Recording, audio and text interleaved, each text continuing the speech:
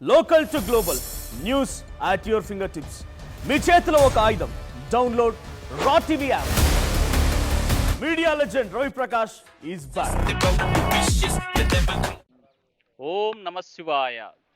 కామేశ్వరి సహిత బ్రహ్మేశ్వర స్వామి ఆలయం నిలయమైంది బ్రహ్మగుండం. అయితే ఈ బ్రహ్మగుండానికి అనేక శతాబ్దాల చరిత్ర ఉంది. ప్రధానంగా ఈ క్షేత్ర పరిధిలో చెట్టెక్కినటువంటి ప్రతి మనిషి కాలు జారితే మాత్రం మరణం తథ్యం అని చెప్పినట్టు ఒక శాపం. అదే సందర్భంలోనే ఈ ప్రాంతంలో పాము కాటు వేస్తే మరణం లేదనేది ఇంకో శాపం ఉంది. అసలు ఈ స్థల పురాణానికి ఉన్నటువంటి ప్రత్యేకత ఏంది? ఈ బ్రహ్మగుండేశ్వర స్వామికి ఆ బ్రహ్మగుండం అనేటువంటి పేరు ఎందుకు వచ్చింది? ఈ బ్రహ్మేశ్వరకు సంబంధించినటువంటి ఆలయానికి ఉన్నటువంటి ప్రతిష్టకు సంబంధించినటువంటి దీనిపైన మనకు ప్రత్యేకంగా ఆలయ చరిత్ర చెప్పేందుకు స్వామివారు ఉన్నారు. సార్ స్వామి చెప్పండి, అసలు ఈ బ్రహ్మగుండేశ్వర స్వామి యొక్క చరిత్ర ఏంది? ఎందుకోసమని ఇక్కడ ఈ ఆలయానికి ఇంత విశిష్టత? ఓం నమ శివాయ. శ్రీ గురుభ్యో నమ. వాగర్ధావివ సంపృక్తో వాగర్ధ ప్రతిపత్తయే జగతః పితరౌ వందే పార్వతీ పరమేశ్వరు. నా పేరు పూజారి సునీల్ గణేష్. నేను ఈ యొక్క బ్రహ్మగుండ క్షేత్ర అర్చకుడిని. ఈ క్షేత్ర మహిమ ఏమిటి అనగా, ఇక్కడ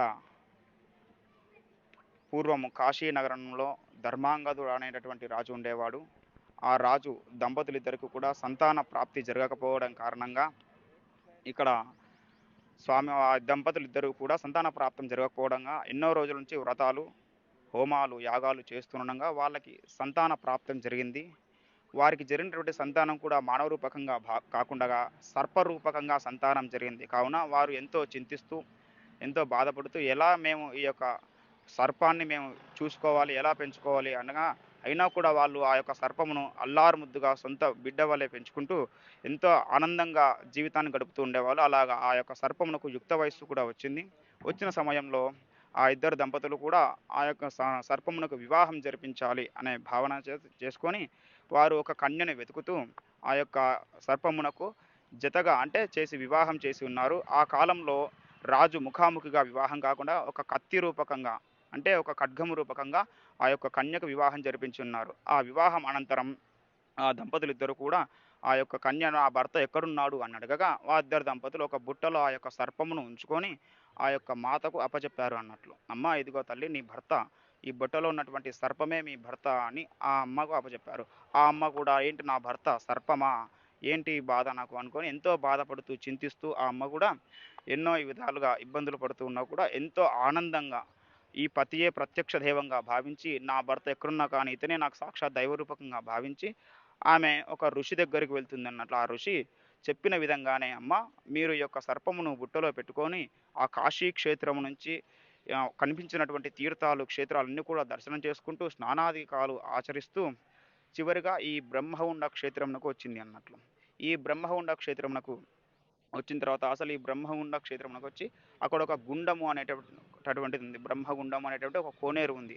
ఆ యొక్క కోనేరు ఏ విధంగా ఏర్పాటు జరిగిందంటే, ఈ యొక్క క్షేత్రము ద్వాపర యుగంలో నిర్మితమైనది అన్నట్లు. ఆ యొక్క కోనేరు కూడా అంటే పురాణాలు ఏం చెప్తున్నాయి అనగా, ఈ చతుర్ముఖ బ్రహ్మ ఉన్నప్పుడు ఆ యొక్క శివుడు ఆ బ్రహ్మ యొక్క ముఖమును ఖండించిన సమయంలో ఆ యొక్క బ్రహ్మగారి యొక్క ముఖం ఇక్కడ పడినట్లుగా, ఆ యొక్క బిందువులు ఇక్కడ పడినట్లుగా చెబుతున్నాయి. ఆ యొక్క బిందు రూపకంగానే ఇక్కడ ఆ యొక్క గుండము ఏర్పాటు జరిగింది అన్నట్లు. ఆ మాత ఆ బుట్టలో పాముని పెట్టుకొని వచ్చి ఇక్కడ ఉన్నటువంటి బ్రహ్మ గుండములో ఆ యొక్క కోనేరులో 3 సార్లు ఆ యొక్క బుట్టను తలపై పెట్టుకొని 3 సార్లు మునిగి లేస్తూ ఉండగా స్నానమాచరిస్తున్న సమయంలో ఆ యొక్క పాము రూపకంగా ఉన్న అతను కూడా మానవ రూపకంగా మారినటువంటి విశేష స్థలమే యొక్క బ్రహ్మగుండ క్షేత్రం. ఆ యొక్క గుండములో మునిగినంత మాత్రాన, ఆ యొక్క గుండములో స్నానం ఆచరించినంత మాత్రానే అటువంటి సర్పరూపమంతా కూడా నివృత్తి జరిగి మానవ రూపం దాల్చినటువంటి విశేషమైన క్షేత్రం. అలా జరుగుతూ ఉండగా ఆ యొక్క సర్పముతో ఆ అమ్మ నీళ్ళలో మునుగుతున్న సమయంలో ఈ చెట్లపైన ఉన్నటువంటి కొందరు మానవులు ఆ యొక్క మునుగుతున్న సమయాన్ని చూసి, ఆ యొక్క మాతను చూసి వెక్కిరిస్తూ నవ్వుతూ ఉన్నారు అన్నట్లు.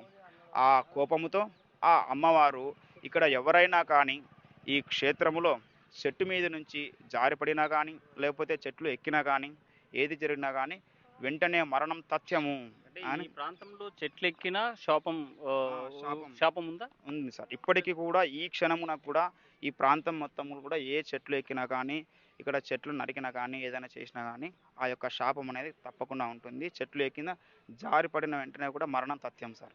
అలాగే ఈ ఇక్కడ విశేషంగా ఏమిటంటే ఆ అమ్మవారు శాపం ఇవ్వడమే కాకుండా మంచి ఫలితాన్ని కూడా ఇస్తుంది అన్నట్లు. ఏమిటమ్మా అంటే ఇక్కడ ఆ సర్పరూపం మానవ రూపకంగా మారిన సమయం నుంచి ఇప్పటి వరకు కూడా ఇక్కడ ఎటువంటి పాము కరిచినా కానీ మానవునికి ఎటువంటి ఇబ్బందులు జరగవు అనేటటువంటిది ఇక్కడ అమ్మవారు ఇచ్చినటువంటి మహా ఫలితం.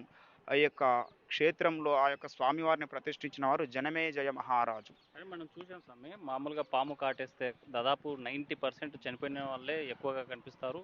చెట్లెక్కి చెట్టు ఎక్కగానే జారి పడిపోయినటువంటి వాళ్ళు అట్లా అట్లా సంబంధించిన ఎగ్జాంపుల్స్ ఏమైనా ఉన్నాయి ఇటీవల కాలంలో? ఇక్కడ ఇటీవల కాలంలో చాలామంది సార్ తేనె కోసం అని చెట్లెక్కిన వాళ్ళు, అలాగే చెట్లు అవసరమై కొట్టుకొని తీసుకెళ్ళడానికి వచ్చిన వాళ్ళు చాలామంది కూడా ఆ తేనె తీసుకొని కిందికి జారి పడడం కానీ ఏం జరిగినా కానీ వెంటనే ఇక్కడ మరణం సంభవించిన ఘటనలైతే చాలా ఉన్నాయి. అలాగే ఇక్కడ పాములు, ఇక్కడ ఉన్నటువంటి పాములు ఎవరిని కూడా ఏమీ అనవు సార్. ఇట్లా మన ముందు తిరుగుతూ ఉన్నా కూడా వాటి పని వాటి చేసుకుంటూ వెళ్ళిపోతుంటే ఎవరిని ఏ మానవుని కూడా అవి ఇబ్బంది పెట్టవు అన్నట్టు. ఈ జన్మేజయరాజు సంబంధించినటువంటి హిస్టరీ ఏంది అసలు? ఆయన ఎవరు?